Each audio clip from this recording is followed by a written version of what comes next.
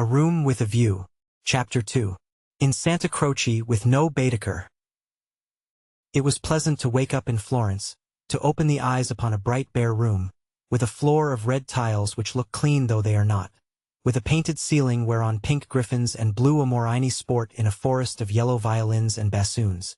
It was pleasant, too, to fling wide the windows, pinching the fingers in unfamiliar fastenings, to lean out into sunshine with beautiful hills and trees and marble churches opposite, and close below, the Arno, gurgling against the embankment of the road. Over the river men were at work with spades and sieves on the sandy foreshore, and on the river was a boat, also diligently employed for some mysterious end. An electric tram came rushing underneath the window. No one was inside it except one tourist, but its platforms were overflowing with Italians, who preferred to stand. Children tried to hang on behind, and the conductor, with no malice, spat in their faces to make them let go. Then soldiers appeared, good-looking, undersized men, wearing each a knapsack covered with mangy fur, and a greatcoat which had been cut for some larger soldier. Beside them walked officers, looking foolish and fierce, and before them went little boys, turning somersaults in time with the band. The tramcar became entangled in their ranks, and moved on painfully, like a caterpillar in a swarm of ants. One of the little boys fell down, and some white bullocks came out of an archway. Indeed, if it had not been for the good advice of an old man who was selling button-hooks, the road might never have got clear.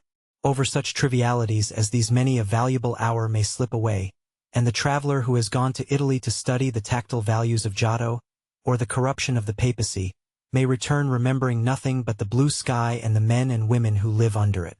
So it was as well that Miss Bartlett should tap and come in, and having commented on Lucy's leaving the door unlocked, and on her leaning out of the window before she was fully dressed, should urge her to hasten herself, or the best of the day would be gone. By the time Lucy was ready her cousin had done her breakfast, and was listening to the clever lady among the crumbs. A conversation then ensued, on not unfamiliar lines. Miss Bartlett was, after all, a wee bit tired, and thought they had better spend the morning settling in. Unless Lucy would at all like to go out? Lucy would rather like to go out, as it was her first day in Florence, but, of course, she could go alone. Miss Bartlett could not allow this. Of course she would accompany Lucy everywhere. Oh, certainly not. Lucy would stop with her cousin. Oh no, that would never do. Oh yes. At this point the clever lady broke in.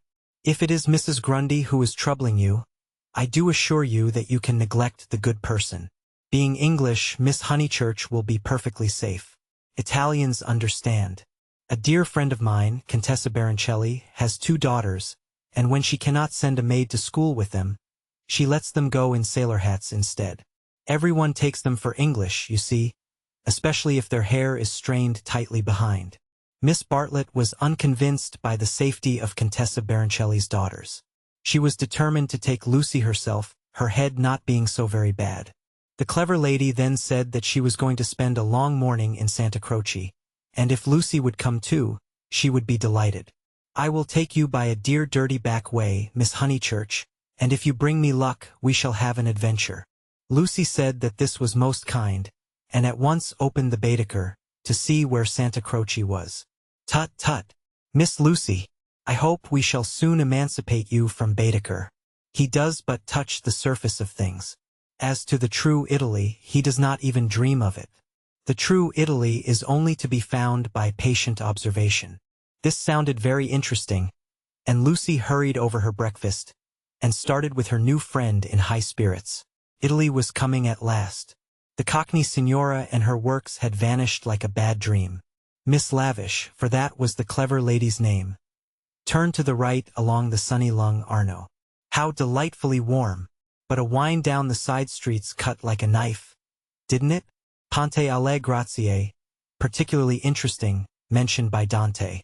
San Miniato, beautiful as well as interesting. The crucifix that kissed a murderer. Miss Honeychurch would remember the story. The men on the river were fishing. Untrue. But then, so is most information.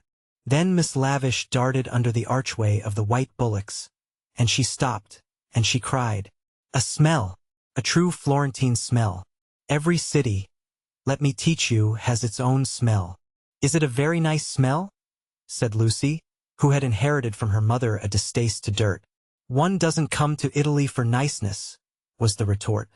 "One comes for life. Buongiorno. Buongiorno," bowing right and left. "Look at that adorable wine cart. How the driver stares at us. Dear, simple soul." So Miss Lavish proceeded through the streets of the city of Florence, short, fidgety, and playful as a kitten, though without a kitten's grace. It was a treat for the girl to be with anyone so clever and so cheerful, and a blue military cloak, such as an Italian officer wears, only increased the sense of festivity. "Buongiorno. Take the word of an old woman, Miss Lucy. You will never repent of a little civility to your inferiors. That is the true democracy, though I am a real radical as well. There, now you're shocked." "Indeed I'm not," exclaimed Lucy. "We are radicals, too, out and out. My father always voted for Mr. Gladstone, until he was so dreadful about Ireland." I see. And now you have gone over to the enemy." "Oh, please, if my father was alive, I am sure he would vote radical again now that Ireland is all right. And as it is, the glass over our front door was broken last election, and Freddie is sure it was the Tories. But mother says nonsense, a tramp." "Shameful. A manufacturing district, I suppose?" "No, in the Surrey Hills. About 5 miles from Dorking, looking over the Weald." Miss Lavish seemed interested, and slackened her trot. "What a delightful part. I know it so well. It is full of the very nicest people. Do you know Sir Harry Otway? A radical if ever there was?" "Very well indeed." "And old Mrs. Butterworth, the philanthropist? Why, she rents a field of us." "How funny." Miss Lavish looked at the narrow ribbon of sky, and murmured, "Oh, you have property in Surrey?" "Hardly any," said Lucy, fearful of being thought a snob. "Only 30 acres, just the garden, all downhill, and some fields." Miss Lavish was not disgusted, and said it was just the size of her aunt's Suffolk estate. Italy receded. They tried to remember the last name of Lady Louisa someone, who had taken a house near Summer Street the other year, but she had not liked it, which was odd of her. And just as Miss Lavish had got the name, she broke off and exclaimed, bless us and save us. We've lost the way." Certainly they had seemed a long time in reaching Santa Croce, the tower of which had been plainly visible from the landing window. But Miss Lavish had said so much about knowing her Florence by heart, that Lucy had followed her with no misgivings. Lost! My dear Miss Lucy, during our political diatribes we have taken a wrong turning. How those horrid conservatives would jeer at us. What are we to do? 2 lone females in an unknown town. Now, this is what I call an adventure. Lucy, who wanted to see Santa Croce, suggested as a possible solution that they should ask the way there. "Oh, but that is the word of a craven. And no, you are not to look at your Baedeker. Give it to me. I shan't let you carry it. We will simply drift." Accordingly they drifted through a series of those gray-brown streets, neither commodious nor picturesque, in which the eastern quarter of the city abounds. Lucy soon lost interest in the discontent of Lady Louisa, and became discontented herself. For one ravishing moment Italy appeared.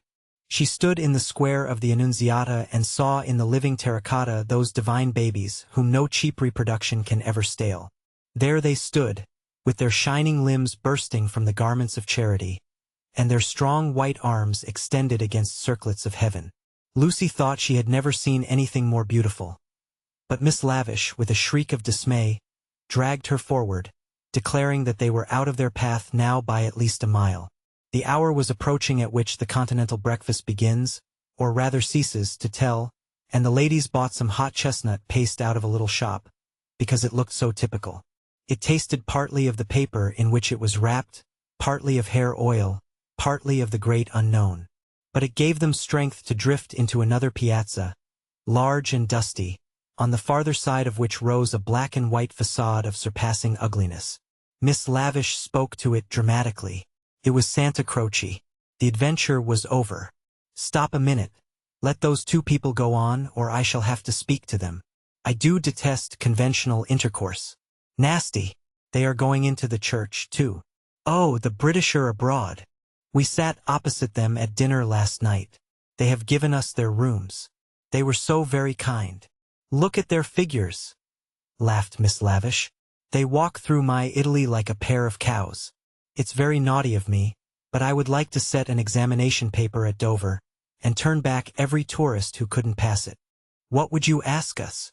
Miss Lavish laid her hand pleasantly on Lucy's arm, as if to suggest that she, at all events, would get full marks.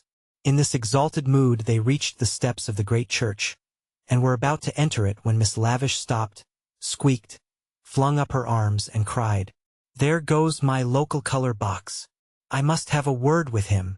And in a moment she was away over the piazza, her military cloak flapping in the wind. Nor did she slacken speed till she caught up an old man with white whiskers, and nipped him playfully upon the arm. Lucy waited for nearly 10 minutes. Then she began to get tired. The beggars worried her, the dust blew in her eyes, and she remembered that a young girl ought not to loiter in public places. She descended slowly into the piazza with the intention of rejoining Miss Lavish, who was really almost too original. But at that moment Miss Lavish and her local color box moved also, and disappeared down a side street, both gesticulating largely. Tears of indignation came to Lucy's eyes, partly because Miss Lavish had jilted her, partly because she had taken her Baedeker. How could she find her way home? How could she find her way about in Santa Croce? Her first morning was ruined, and she might never be in Florence again. A few minutes ago she had been all high spirits, talking as a woman of culture, and half persuading herself that she was full of originality. Now she entered the church depressed and humiliated, not even able to remember whether it was built by the Franciscans or the Dominicans. Of course, it must be a wonderful building. But how like a barn, and how very cold. Of course, it contained frescoes by Giotto, in the presence of whose tactile values she was capable of feeling what was proper. But who was to tell her which they were? She walked about disdainfully, unwilling to be enthusiastic over monuments of uncertain authorship or date. There was no one even to tell her which, of all the sepulchral slabs that paved the nave and transepts, was the one that was really beautiful, the one that had been most praised by Mr. Ruskin. Then the pernicious charm of Italy worked on her, and, instead of acquiring information, she began to be happy. She puzzled out the Italian notices, the notices that forbade people to introduce dogs into the church, the notice that prayed people, in the interest of health and out of respect to the sacred edifice in which they found themselves, not to spit. She watched the tourists. Their noses were as red as their Baedekers, so cold was Santa Croce. She beheld the horrible fate that overtook 3 papists, 2 he-babies and a she-baby, who began their career by sousing each other with the holy water, and then proceeded to the Machiavelli memorial, dripping but hallowed. Advancing towards it very slowly and from immense distances, they touched the stone with their fingers, with their handkerchiefs, with their heads, and then retreated. What could this mean? They did it again and again. Then Lucy realized that they had mistaken Machiavelli for some saint, hoping to acquire virtue. Punishment followed quickly. The smallest he-baby stumbled over one of the sepulchral slabs so much admired by Mr. Ruskin, and entangled his feet in the features of a recumbent bishop. Protestant as she was, Lucy darted forward. She was too late. He fell heavily upon the prelate's upturned toes. "Hateful bishop!" exclaimed the voice of old Mr. Emerson, who had darted forward also.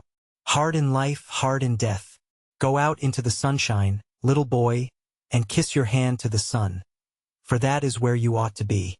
Intolerable bishop!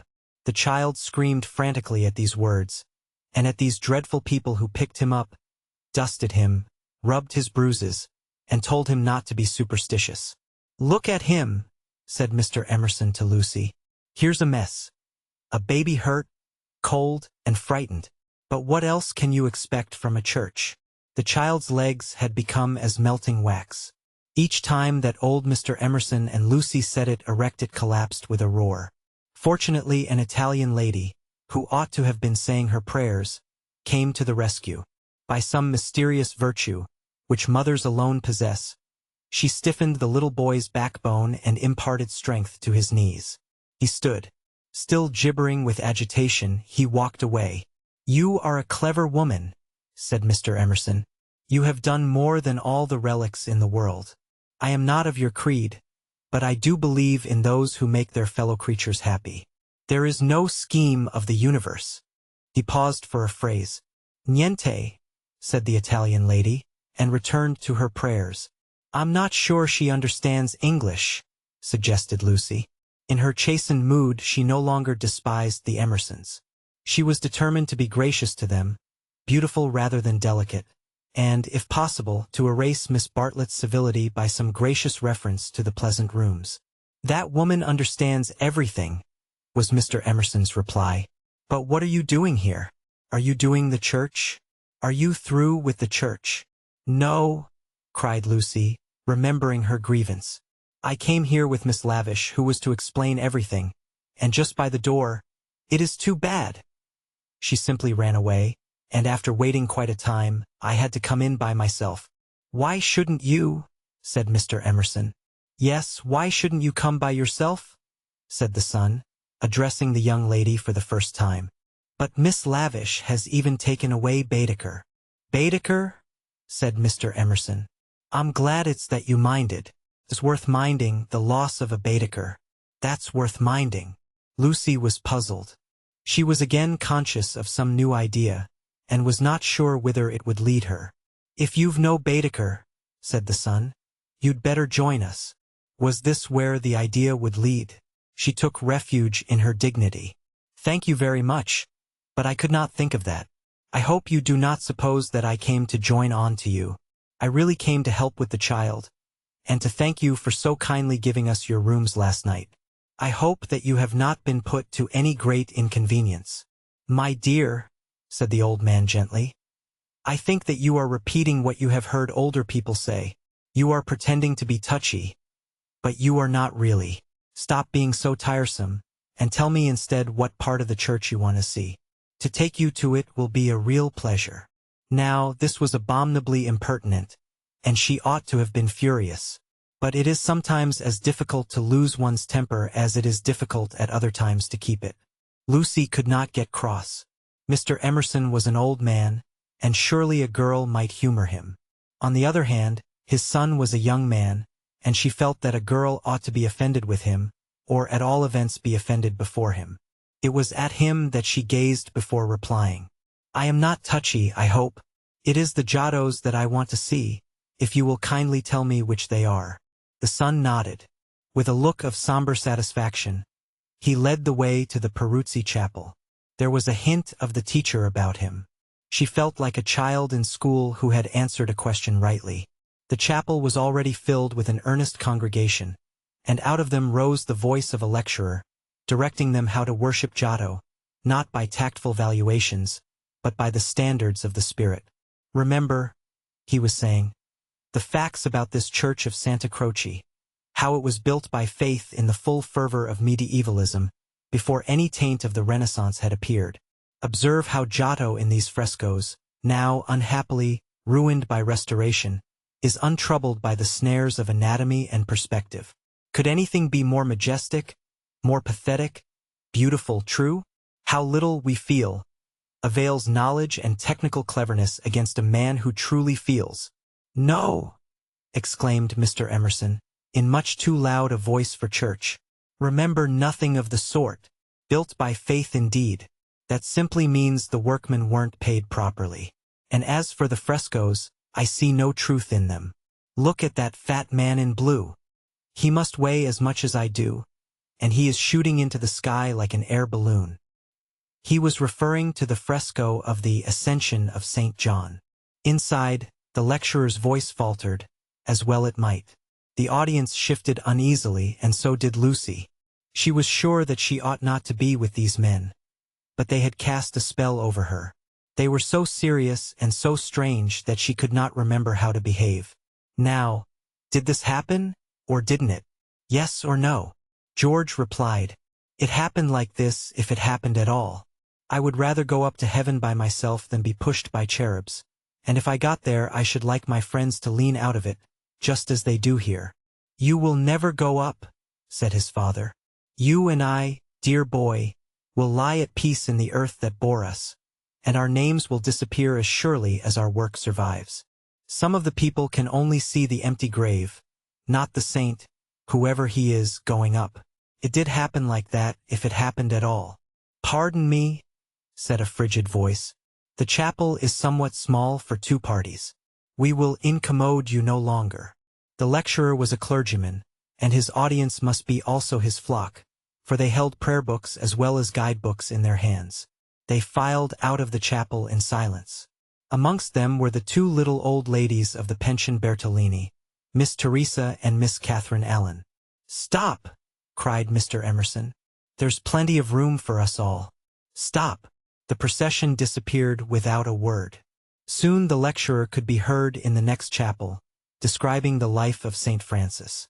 "George, I do believe that clergyman is the Brixton curate." George went into the next chapel and returned, saying, "Perhaps he is. I don't remember. Then I had better speak to him and remind him who I am. It's that Mr. Eager. Why did he go? Did we talk too loud? How vexatious. I shall go and say we are sorry. Hadn't I better? Then perhaps he will come back." "He will not come back," said George. But Mr. Emerson, contrite and unhappy, hurried away to apologize to the Reverend Cuthbert Eager. Lucy, apparently absorbed in a lunette, could hear the lecture again interrupted, the anxious, aggressive voice of the old man, the curt, injured replies of his opponent. The son, who took every little contretemps as if it were a tragedy, was listening also. "My father has that effect on nearly everyone," he informed her. "He will try to be kind." "I hope we all try," said she, smiling nervously, "because we think it improves our characters. But he is kind to people because he loves them, and they find him out, and are offended or frightened." "How silly of them," said Lucy, though in her heart she sympathized. "I think that a kind action done tactfully—" "Tact!" He threw up his head in disdain. Apparently she had given the wrong answer. She watched the singular creature pace up and down the chapel. For a young man his face was rugged, and, until the shadows fell upon it hard and shadowed, it sprang into tenderness. She saw him once again at Rome, on the ceiling of the Sistine Chapel, carrying a burden of acorns. Healthy and muscular, he yet gave her the feeling of grayness, of tragedy that might only find solution in the night. The feeling soon passed. It was unlike her to have entertained anything so subtle. Born of silence and of unknown emotion, it passed when Mr. Emerson returned, and she could re-enter the world of rapid talk, which was alone familiar to her. "Were you snubbed?" asked his son tranquilly. "But we have spoilt the pleasure of I don't know how many people. They won't come back." Full of innate sympathy, quickness to perceive good in others, vision of the brotherhood of man, scraps of the lecture on St. Francis came floating round the partition wall. "Don't let us spoil yours," he continued to Lucy. "Have you looked at those saints?" "Yes," said Lucy. "They are lovely. Do you know which is the tombstone that is praised in Ruskin?" He did not know, and suggested that they should try to guess it. George, rather to her relief, refused to move, and she and the old man wandered not unpleasantly about Santa Croce, which, though it is like a barn, has harvested many beautiful things inside its walls. There were also beggars to avoid and guides to dodge round the pillars, and an old lady with her dog, and here and there a priest modestly edging to his mass through the groups of tourists. But Mr. Emerson was only half interested. He watched the lecturer, whose success he believed he had impaired, and then he anxiously watched his son. "Why will he look at that fresco?" he said uneasily. "I saw nothing in it." "I like Giotto," she replied. "It is so wonderful what they say about his tactile values. Though I like things like the Della Robbia babies better. So you ought. A baby is worth a dozen saints. And my baby's worth the whole of paradise, and as far as I can see he lives in hell." Lucy again felt that this did not do. "In hell," he repeated. "He's unhappy." "Oh dear," said Lucy. "How can he be unhappy when he is strong and alive? What more is one to give him? And think how he has been brought up, free from all the superstition and ignorance that lead men to hate one another in the name of God. With such an education as that, I thought he was bound to grow up happy."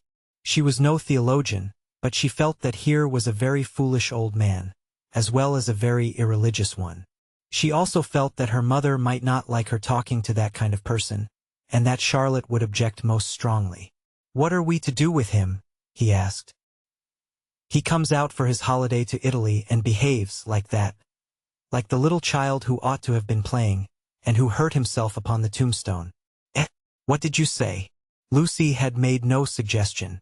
Suddenly he said, "Now don't be stupid over this. I don't require you to fall in love with my boy, but I do think you might try and understand him. You are nearer his age, and if you let yourself go, I am sure you are sensible. You might help me. He has known so few women, and you have the time. You stop here several weeks, I suppose? But let yourself go. You are inclined to get muddled, if I may judge from last night. Let yourself go.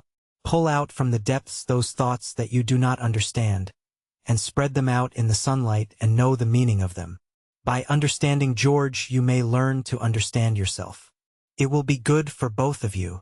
To this extraordinary speech Lucy found no answer. "I only know what it is that's wrong with him, not why it is." "And what is it?" asked Lucy fearfully, expecting some harrowing tale. "The old trouble. Things won't fit." "What things?" "The things of the universe. It is quite true. They don't." "Oh, Mr. Emerson, whatever do you mean?" In his ordinary voice, so that she scarcely realized he was quoting poetry, he said, "From far, from eve and morning, and yon 12-winded sky, the stuff of life to knit me blew hither. Here am I." George and I both know this, but why does it distress him? We know that we come from the winds, and that we shall return to them. That all life is perhaps a knot, a tangle, a blemish in the eternal smoothness. But why should this make us unhappy? Let us rather love one another, and work and rejoice. I don't believe in this world's sorrow. Miss Honeychurch assented. Then make my boy think like us. Make him realize that by the side of the everlasting why there is a yes, a transitory yes if you like, but a yes. Suddenly she laughed. Surely one ought to laugh. A young man melancholy because the universe wouldn't fit, because life was a tangle or a wind, or a yes or something. "I'm very sorry," she cried. "You'll think me unfeeling, but... Then she became matronly. "Oh, but your son wants employment. Has he no particular hobby?" "Why, I myself have worries, but I can generally forget them at the piano. And collecting stamps did no end of good for my brother. Perhaps Italy bores him. You ought to try the Alps or the lakes." The old man's face saddened, and he touched her gently with his hand. This did not alarm her. She thought that her advice had impressed him and that he was thanking her for it. Indeed, he no longer alarmed her at all. She regarded him as a kind thing, but quite silly. Her feelings were as inflated spiritually as they had been an hour ago aesthetically, before she lost Baedeker. The dear George, now striding towards them over the tombstones, seemed both pitiable and absurd. He approached, his face in the shadow. He said, "Miss Bartlett." "Oh, good gracious me," said Lucy, suddenly collapsing and again seeing the whole of life in a new perspective. Where? In the nave. I see. Those gossiping little Miss Allens must have." She checked herself. "Poor girl," exploded Mr. Emerson. "Poor girl." She could not let this pass, for it was just what she was feeling herself. Poor girl? I fail to understand the point of that remark. I think myself a very fortunate girl, I assure you. I'm thoroughly happy, and having a splendid time. Pray don't waste time mourning over me. There's enough sorrow in the world, isn't there, without trying to invent it. Goodbye. Thank you both so much for all your kindness. Ah yes, there does come my cousin. A delightful morning. Santa Croce is a wonderful church. She joined her cousin.